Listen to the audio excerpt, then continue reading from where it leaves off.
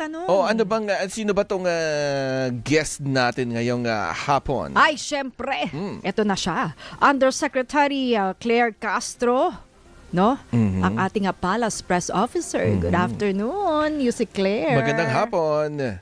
Yes, good afternoon, Maan and Sandro. Ang medyo social ang yung ganda ng pagbibili niyo color. pagka mga fishballs, no? Yes, Pag mga tita. ordinaryong tao, iba ang tawag namin eh. It's egg waffles. Ano tawag ba doon na Yuse Claire? Huwag na censored. Pero pink na pink si Yuse Claire, oh. Diba? Para ano lang, fresh lang.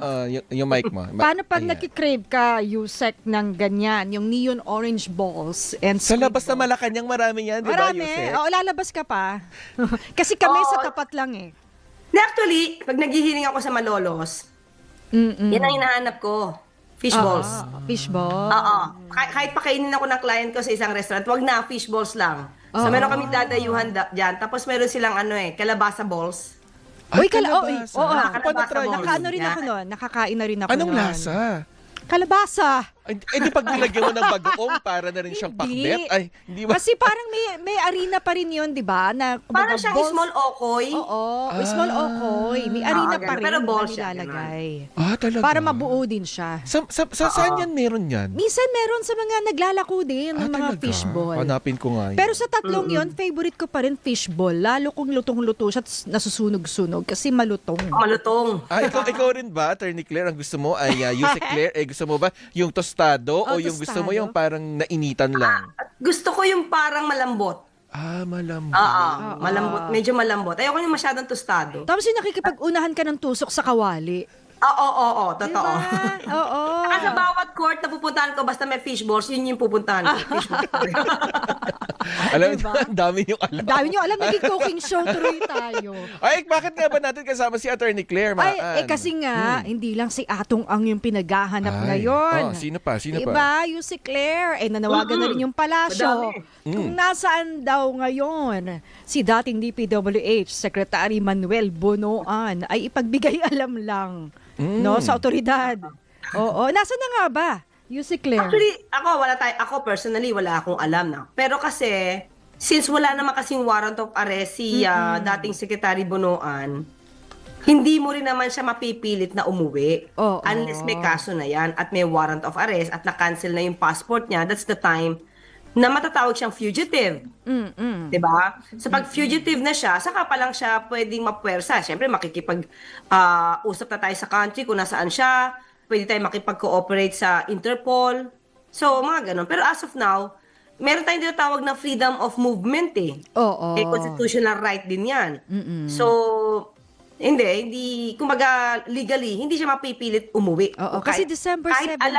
kahit alaman natin ang kanyang whereabouts, Oo. hindi siya mapipilit umuwi. Oo. Pero kasi nga, kung nakikipagtulungan talaga siya doon sa investigasyon ng flood control projects, syempre parang nasa isip pa rin niya na, uy, kailangan ako doon sa investigation dahil marami ako nalalaman bilang dating DPWH secretary. So, kumbaga, hindi ba parang magkaroon ka na lang ng sarili mong kusa, no? Na hindi ka naman inoobliga, pero magkusa ka lang na umuwi dahil parang December 17 siya dapat na, no? Na uuwi ng bansa. Tama ka, no? Tama ka, Maan. Alam nyo, sa ngayon na kinakailangan talaga nating malaman kung ano ba yung nangyari dyan, sino yung involved. Kung may kasalanan man. Halimbawa, hindi ko sasabihin may kasalanan si Secretary Bonoan. Ayoko maging ma-prejudge siya. If ever marami siyang alam, hindi ba mas makakatulong siya sa bansa? Kung siya mismo ang mag-volunteer yung kanyang mga alam. And at the same time, kung pagpapabaya lang ito, o kaya hindi naman ganun kalaki yung kanyang magiging liability. Kung lang pwede pa rin naman siyang tumayo as state witness. Kung. Ito yung mga puro kung lang. Lalo pa, 'di ba? Ay nadiskubre nga yung tila mali-maling grid Sinadyang coordinates. maliin. Sinadya ba Yun yung sabi ni Oo. Yun ang sinasabi ni Senator Panfilo Lacson. May Oo. impormasyon siya na sinadyang maliin yung grid coordinates. Pero tanda ko nito, nung September, nung kasagsagan talaga, yung kahit yung mga kababayan natin, naghahanap doon sa, kumbaga pinupost sa isumbong mo sa Pangulo website, talagang hindi rin makita talaga yung mga lugar. Diba? May update na po ba mula sa Pangulo, Yusek Claire, kung alam na niya? niya na ito. Alam niya na yung sinabi ni Senator Lacson. Pero ngayon, i-verify kasi kung ano pa itong mga sinasabi ni Senator Lacson. Kasi syempre dapat specific tayo. Kung ano ba yung sinasabing minali na coordinates. So, mas maganda po na malaman din namin. Kasi para, di ba, parang tama yung magiging response ng Pangulo at tama rin yung magiging response namin. Kasi hanggat hindi namin nakikita to, at hindi namin na-verify, ang hirap magbigay ng sagot eh. Sa pakiwari nyo ba ay may sadyang cover-up at dapat bang may managot? Kung si former Secretary Bonoan man yan or yung iba pang DPWH personnel? Sa ating pagtingin dito, ako personal na lang kasi sabi ko wala tayong personal knowledge pa at wala pa na ibibigay sa ating anumang verified facts. Dahil sa mga nangyaring mga flood control projects, mga flood control anomalies talaga, at nakita naman natin yung epekto, alam natin na merong pinagmulan ng kamalian dito. Pero kung yung timeline, kasi dapat may timeline tayo eh. Okay, may baha. Tandaan natin, babalikan ko lang yung nakaraan 13,917 din ang flood control projects no nakaraang administrasyon. Sabi nga natin kung ito'y nagawa, baka na-lessen yung effect ng baha. So, sa panahon ni Pangulong Marcos Jr., kung ano man ang ghost projects dito, at yung nakaraan. Alam mo, hindi tayo pwedeng ngayon itulan sa panahon ni Pangulong Marcos Jr. Dahil may effect yung 13,917 flood control projects kung nag-i-exist. At ang isa dito na alam natin na hindi talaga nag-exist or rather hindi siya na-ooperate, ito isinumbong ni Congressman Valeriano. That's 2017. According to him, 2019, bago daw siya nanalo at maupo, binayaran na ng buo ng gobyerno itong pumping station sa Sunog Apog sa Manila. Pero never gumana. So yun, alam mo na talagang depektibo yung project na yun para sa flood control project. So, di ba dapat nakakasuhan na rin kung sino yung nagpagawa niyan, sino yung contractor niyan. At makailang ulit na nga daw niya itong tinatawagan para gawin, pero hindi rin nakikinig sa kanila. So, isa yun, diba? Nakaraan yun eh. Hindi naman sa panahon ni Pangulong Marcos Jr. yan. Marami dapat imbisigan, hindi lang ito. Hindi lang yung panahon ni Pangulong Marcos Jr. Pero natanong na po ba kaya, may information po ba kayo kung natanong na mismo ng Pangulo kaya dating Secretary Bonoan itong ganitong issue? Kasi kung napag-usapan na rin ba nila? Kasi kung nabatid na ng Pangulo, dapat, diba, mas tanungin ng Pangulo diretso kay Secretary Bonoan, ano ba talaga nangyari? Minali mo ba talaga ito? May idea po kayo kung kailan sila huling nag-usap? Wala tayong alam na personal I do not have any personal knowledge kung kailan sila nag-usap or what, kasi ang alam natin bago siya mag-resign ay nagkausap pa sila. Oo, bago siya napalitan nagkausap pa sila at yung mga maling coordinates hindi pa yan ngayon natututukan, pero with that information given by Senator Lacson, malamang ay ngayon ay tinututukan ito ni Secretary Vince Dizon. Kasi nadinig niya rin to. So, definitely, aayusin niya at titignan niya yan. Maiba naman tayo, Yusek. Dahil nga kahapon kayo pumunta ng NBI, Yusek? Tuesday. Tuesday. Oo. May sagot na si dating spokesperson din itong si Attorney Trixie Angeles. Oo, ang sabi niya ay ito daw pagre-report ninyo ay pag-suppress o pag-supil sa karapatang magpahayag. Ano pong take ninyo doon? Yung binigay nila, yung pinost nila sa kanilang Facebook account, mayroong pananakot sa buhay yun. May pagbabanta sa buhay ko. Kung may pagbabanta sa buhay ko, sino ba ang nag-attempt na manupil ng karapatang magsalita? Yung bang nagsumbong lang sa NBI para proteksyonan yung sarili? Yung mga taong minura ka na, pinagbantaan pa ang buhay mo. Sandro and nakita niyo na ba yung post nila? Hindi, ano po ba yung laman nun? Yung post nila is nagbabanta sila naninira rin sila sa Pangulo at kay First Lady. At maliban doon, ang sinabi nga nila, kung ako ilalaglag ng aking humans, appendix at coccyx ko lang ang walang latay dahil sa latay. pinaggagawa ko. Oo. At meron pang Tagalog version Mm-mm. ng FY. Mm-mm. Okay? So, pak, toot. So, ako ba pa na nagsumbong lang at kailangan ko i-record yung kanilang pananakot? Ako pa ba ang manunupil sa kanilang sa karapatang pananalita? O sila yung nananakot sa akin para hindi ko sila ma-debunk?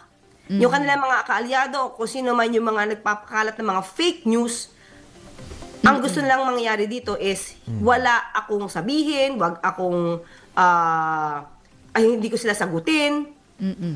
At dapat akong manatiling tahimik. Gusto nila Ganun ang dead gusto na. 'di ba?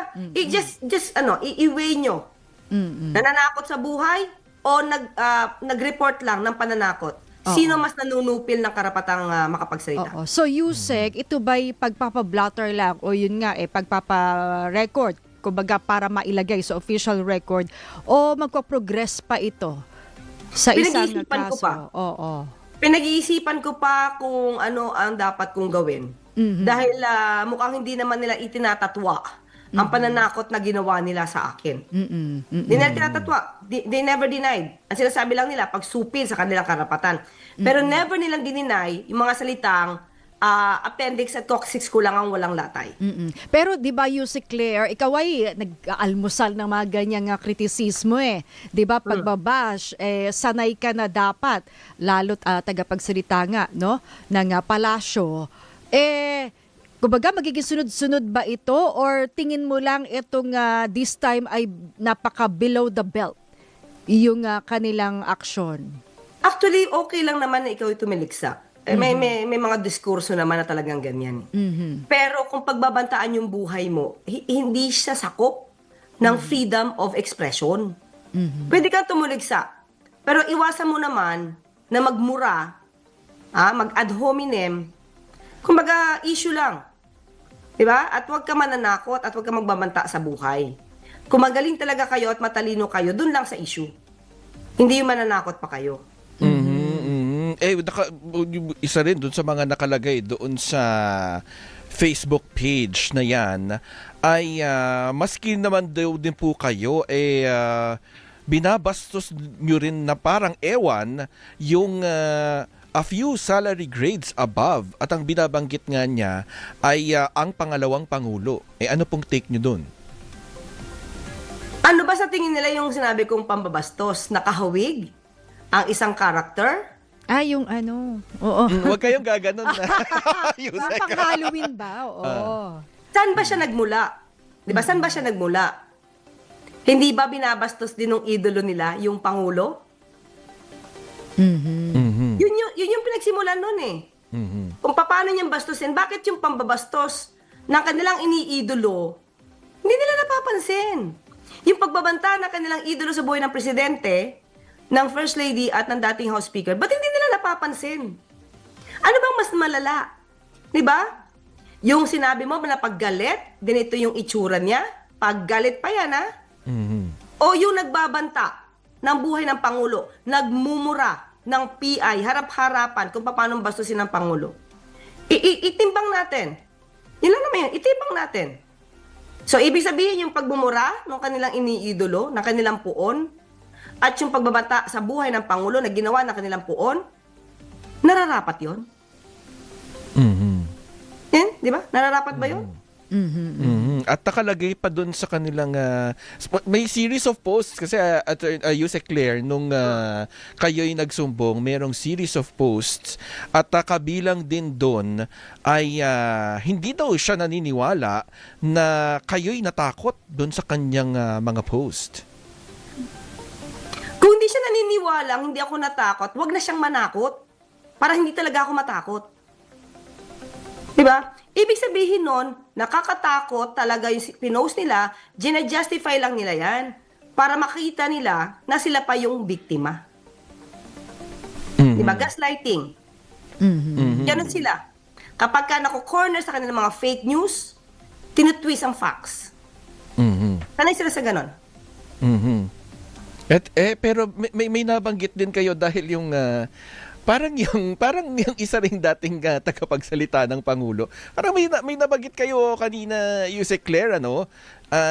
Yung tinawag kayong fake news Fake dahil news. doon sa picture daw na pinakita ninyo. No, ano yan? Okay, sabi ko nga, mahilig sila mag-twist ng facts para lang to suit their interest. Okay? Unang-una, mali kasi si Harry Roque, pinangalanan ko na. Yan, nag-twist kasi siya ng facts. Yung first kong content dyan, nung nakita ko nag-circulate yung picture ni Ambassador Luli at siya, syempre naalarma ako kasi, di ba, balita, nasa Austria siya. So, bago tayo nag-content sa ating YouTube channel, kinontak ko po mismo si Secretary Tess Lazaro at pinakita ko yung picture. Sinend ko sa kanya. So, si Secretary Tess mismo ay tinanong ang Philippine Embassy ng Vienna kung may katotohanan yung larawan na yon. So, ang sinabi kay Secretary Tess, yan ay matagal na 2023. So, since then, hindi na pumupunta si Harry Roque kay Ambassador Luli. So, para matanggal ang bahid ng akusasyon kay Ambassador Luli, kinontent ko siya. Kaya dapat pinanood niyang buo yung aking content dyan sa YouTube channel ko. Kasi otherwise, kung chismis lang ang pagbabasihan niya, magkakamali siya talaga. Kasi ang nilagay ko doon, kinakanlong ba? Diba? Kinakanlong ba ang isang fugitive? Doon ko niliwanag, sabi ko doon sa mga viewers ko, sabi niya, wag na natin i-circulate itong picture na to kasi 2023 ito at ayon kay Tess Lazaro, luma ang picture na to. So wag natin bahiran ng kasalanan si Ambassador Luli Arroyo Bernas. Pinagtanggol ko pa. Kasi syempre, representative to ng Pilipinas sa Austria, tapos babahiran ng maling kwento. Unfair for her. So yun yung point ko. Pero sabi natin, bilang representative ng, ito in general to, hindi lang kay Ambassador Luli. Bilang representative ng Pilipinas, taga-gobyerno, kung pwedeng wag magkanlong, wag kanlungin ang isang fugitive. When we say kanlungin, Zandro e namaan, cuddle the fugitive. Ibig sabihin, wag mong itago. Diba? Wag mong itago sa batas. Yun yung pag sinabi mong kanlong. Hindi po yung, pag sinabi mong kanlong, hindi po yung basta help. Iba yung help. Iba yung pag-cuddle ng fugitive. So, doon pa lang maling-mali na si Harry Roque at never ko sinabing wag tulungan ng mga Pilipino sa ibang bansa. Sabi nga natin, kailan lang, mas magandang tulungan talaga si Harry Roque. Tulungan makabalik sa Pilipinas. At kahapon naman, dahil nga tila may mga kinalalagyan na itong mga nagpapakalat ng fake news dahil mismong si Representative Kiko Barzaga ay idinimanda ng libel ng negosyanteng si Enrique Razon dahil nga doon sa pilit na pag-uugnay sa kanya na di umano yung pangingialam dyan sa Kamara. Ano naman pong take nyo dyan sa balitang yan, Yusek Claire? Actually, siyempre, personal nilang kaso yan, no? Personal nilang issue yan. So, wala naman tayo masasabi dyan. Pero in general hindi ako makikialam or wala kaming komento sa kaso ni Sir Razon against dito kay Barzaga, Congressman Barzaga. Pero in general, mapapansin kasi natin, ang dami na kasi, unang-una, ang daming fake news peddlers. Ang daming gumagawa ng kwento. Ang daming nag-a-ad hominem.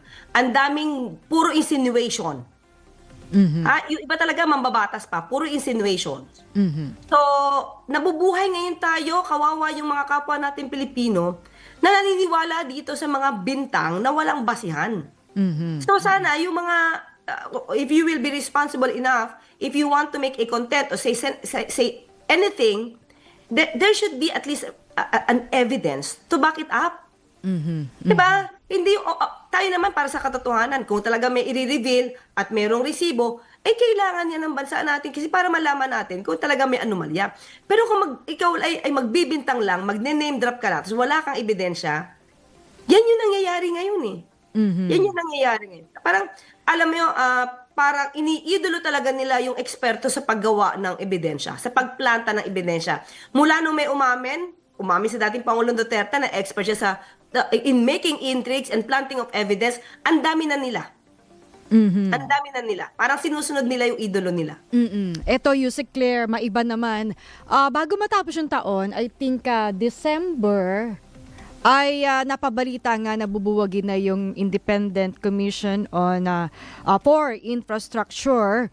Pero nagsabi naman ng Pangulo sa isang press conference, no, through you, na nais pa niyang ipagpatuloy ito. No, pagpatuloy yung mandato at manatili yung fact-finding committee. Ano yung susunod na hakbang dito, Yusek? Kasi parang may kapalit na ba yung mga nag-resign na commissioners, no, para makatulong sila DPWH, dating DPWH Secretary Babe Singson at Rosana Fajardo, Yusek? Sa ngayon, wala pang ibinababa sa ating anumang impormasyon kung sila'y mapapalitan. Wala pang naibibigay sa atin. Pero nandiyan pa rin po ang ICI, katulad ng sinabi natin, tuloy pa rin po ang pag-iimbestiga. Marami na rin po naman na dokumento na naihain sa kanila. At sabi nga natin, ito lahat halos ng kanila inimbita. Si dating Speaker Martin Romualdez, sila Senator Chis Escudero, Senator Jinggoy, Senator Joel, lahat naman yan umaten Maliban, kung hindi ako nagkakamali, maliban lang sa dalawa. Si Congressman Pulong Duterte at saka si Jose Cabral. So, with all the pieces of evidence na nag-gather nila, may mga statement na sila. As of now, I think dapat yon matutukan. Kahit wala na po yung dalawang miyembro, dahil meron naman pong Yusek? Nako, mukhang... Ayan. Ayan, Yusek? at to recommend the filing of the case. Hindi na po sila yung magpa-file talaga ng case. So But, beyond... recommend lang. So beyond February, kasi may mga nagsasabi na mabubuwag na siya come February, tuloy pa rin, Yusek. As we speak now, wala pong pagpipigil ang Pangulo sa sa mandatong ibinigay ng Pangulo sa ICI. So tuloy pa rin po 'yan. So hindi ko po alam kung ano ang mangyayari sa mga susunod na buwan or araw. Hintayin po natin. Pero as of now, wala pong ibinababa sa ating anumang impormasyon patungkol po sa pagpapatigil sa ICI. Pero balikan ko lang din yung mga nasabi laban sa Pangulo, sa kanyang pamilya, kasama na nga rin dyan ang First Lady. Kamusta po sila? Despite all of these, yung mga ang daming sinasabi laban sa kanila, yung peking video na mismong sinabi na rin ng NBI na AI at ng iba pang mga ahensya. Kamusta po ang First Family at ang Pangulo ngayon? Sila tuloy pa rin sa pagtatrabaho. Alam naman nila, sanay sila sa mga ganitong klaseng intriga kasi hindi mo naman lahat mapiplease. Hindi naman lahat aayon sa'yo. Pero umayon man yung iba, hindi umayon. Basta alam ng Pangulo, ng First Lady, na ang kanilang ginagawa ay para sa taong bayan at alam nila na tama ang ginagawa nila. Hindi sila maaapektuhan ng anumang pagbabash sa kanila. Pero to light things up, dahil nga, di ba kayo natatakot paupuin kayo sa row 4 sa One Ball University? Saan yun? Sa One Ball University. Bakit? Kasi syempre sinumbong niyo yung principal. Hindi ko makuha. Wait. Kailangan hanapin ko muna yung brains ko. Hindi ko makuha. Sige, isipin niyo muna yan. Hindi ko makuha. Sorry. Isipin wala niyo yung muna brains yan. ko doon Yusek Claire, feeling ko baka magamit niyo yan in the coming mga press briefings sa Malacanang. Maraming salamat, Yusek Claire. Thank you. Maraming salamat, Sandro. Maraming salamat, Maan. At sa lahat ng mga kababayan nating nanonood sa inyong programa. Maraming salamat po.